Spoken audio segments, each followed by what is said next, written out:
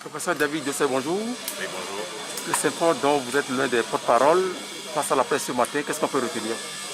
Il était important pour nous, au vu de l'actualité et au vu des derniers événements, de faire une sortie pour dire à l'autorité qu'en tant que citoyen, nous avons le sentiment qu'au Togo aujourd'hui, on peut, en étant force de l'ordre, sortir, ôter la vie à un citoyen et rentrer chez soi, dormir sur ses deux oreilles.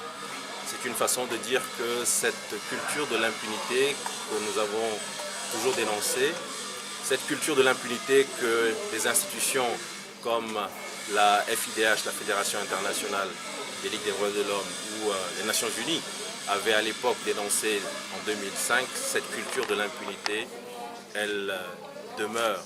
Nous avons le sentiment que c'est un pilier de la gouvernance de notre pays et nous voulons dire à l'autorité qu'il est important d'y mettre fin.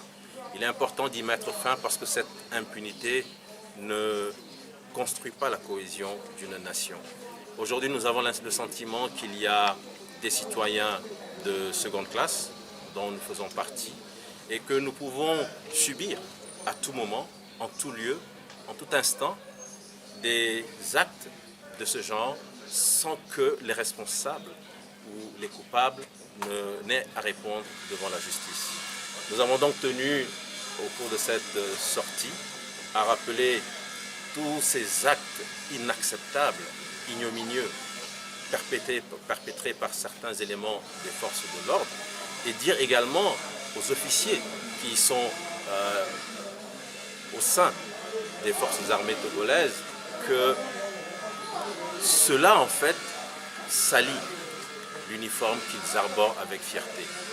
Dans chaque pays, il faut une armée, parce que l'armée garantit la sécurité et l'armée garantit la cohésion de la nation. Mais lorsque les éléments des forces de l'ordre se comportent comme on est en train de le voir depuis quelques semaines, cela pose des questions. Si des officiers au sein des camps militaires, jusque dans leurs bureaux, peuvent être agressés et tués, qu'en serait-il de nous, pauvres citoyens, pauvres civils? Et pour finir, nous voulons également adresser un mot à l'endroit du système de justice et dire à nos magistrats qu'il est temps cette fois-ci que les enquêtes qui sont ouvertes aillent à leur terme. Il faut absolument qu'on sache qui a fait quoi et pourquoi et que, selon les lois de la République, les coupables soient punis.